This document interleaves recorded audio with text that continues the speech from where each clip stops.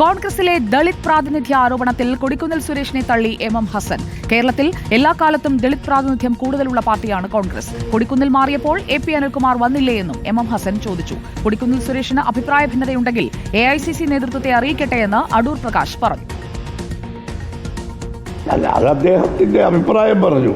കേരളത്തിലെ കോൺഗ്രസിലെ എല്ലാ കാലത്തും ദളിത് പ്രാതിനിധ്യം വളരെ കൂടുതലുള്ള, ഇപ്പോൾ വർക്കിംഗ് പ്രസിഡന്റ് ദളിത് സമുദായത്തിലുള്ള ആളല്ലേ. അപ്പോൾ പിന്നെ പ്രാതിനിധ്യമില്ല. അദ്ദേഹം മാറിയപ്പോൾ ഒരു വേറൊരു നേതാവ് തന്നെയല്ലേ വന്നത്, എ.പി. അനിൽകുമാർ.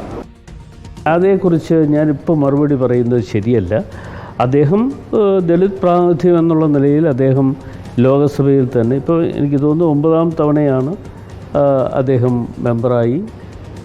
അത് മാത്രമല്ല, അദ്ദേഹം ചീഫ് വിപ്പാണ്. അതിനുശേഷം പിന്നെ എ.ഐ.സി.സിയുടെ വർക്കിംഗ് കമ്മിറ്റി അംഗം കൂടിയാണ്.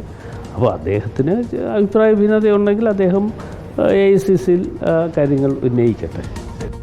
വിവരങ്ങളുമായി മുബഷിർ പി അക്ബ ദില്ലിയിൽ നിന്ന് നമുക്കൊപ്പം ചേരുന്നു. മുബഷിർ പി അക്ബ, ദില്ലിയിലേക്ക് കൊടിക്കുന്നിൽ സുരേഷിന്റെ ആവലാതിയും അത് പരസ്യമായി പറഞ്ഞതിലൂടെ എത്തിക്കഴിഞ്ഞിട്ടുണ്ടാകുമല്ലോ.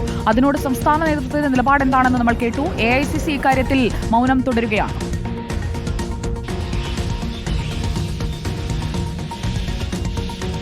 കഴിഞ്ഞ ദിവസം KPCC സ്ഥാനാരോഹണ ചടങ്ങിൽ വെച്ചായിരുന്നു കോൺഗ്രസിന്റെ മുതിർന്ന നേതാവും മുൻ വർക്കിംഗ് പ്രസിഡന്റ് കൂടിയായിട്ടുള്ള കൊടിക്കുന്നിൽ സുരേഷ് അത്തരമൊരു വിമർശനം കോൺഗ്രസ് നേതൃത്വത്തിനെതിരെ നടത്തിയിരുന്നത്. പാർശ്വവൽകൃത വിഭാഗത്തിൽ നിന്നും കോൺഗ്രസിന് ഒരു KPCC അധ്യക്ഷൻ ഉണ്ടായിട്ടില്ല എന്നുള്ളതായിരുന്നു കോൺഗ്രസിനെതിരെ ഒരു വിമർശനമായിട്ട് കോൺഗ്രസ് നേതാവ് തന്നെ നടത്തിയിരുന്നത്. ഒരു വേദിയിൽ വെച്ച് പരസ്യമായി അദ്ദേഹം അത് പറഞ്ഞിരുന്നു. അനുകൂലിച്ചും പ്രതികൂലിച്ചും സൈബറിടങ്ങൾ ഉൾപ്പെടെ വ്യാപകമായി ചർച്ചകൾ നടന്നുകൊണ്ടിരിക്കുന്ന പശ്ചാത്തലത്തിലാണ് കൊടിക്കുന്നിൽ സുരേഷിനെ തള്ളിക്കൊണ്ടിപ്പോൾ UDFന്റെ മുൻ കൺവീനറായിട്ടുള്ള M ഹസൻ തന്നെ രംഗത്ത് വന്നിരിക്കുന്നത്. ഹസൻ പറയുന്നത് കോൺഗ്രസിനെ സംബന്ധിച്ച് അത്തരമൊരു പ്രശ്നം ഇവിടെ നിലനിൽക്കുന്നില്ല. ഈ പറയപ്പെടുന്ന വിമർശനം ഉന്നയിച്ച കൊടിക്കുന്നിൽ സുരേഷ് തന്നെ ദീർഘകാലമായി കോൺഗ്രസിന്റെ ജനപ്രതിനിധിയാണ്. അതോടൊപ്പം തന്നെ അദ്ദേഹം മാറിയപ്പോൾ വർക്കിംഗ് പ്രസിഡന്റായപ്പോൾ എ.പി. അനിൽകുമാർ അതേ വിഭാഗത്തിൽ നിന്ന് വന്നല്ലോ എന്നൊരു മറുചോദ്യമാണ് M ഹസൻ ഉന്നയിക്കുന്നത്. ഒരു വിമർശനമായിട്ട് കൊടിക്കുന്നിൽ സുരേഷിനെതിരെ അത്തരമൊരു പരാമർശം നടത്തുന്നു M ഹസൻ എന്നുള്ളതാണ്. സമാനമായിട്ടുള്ളൊരു അഭിപ്രായം തന്നെയാണ് ഇക്കാര്യത്തിൽ പുതിയ UDF കൺവീനറായിട്ടുള്ള അടൂർ പ്രകാശും നടത്തിയിരിക്കുന്നത്. ദീർഘകാലമായി കോൺഗ്രസിന്റെ മുതിർന്ന നേതാവാണ് കൊടിക്കുന്നിൽ സുരേഷ്. അതോടൊപ്പം തന്നെ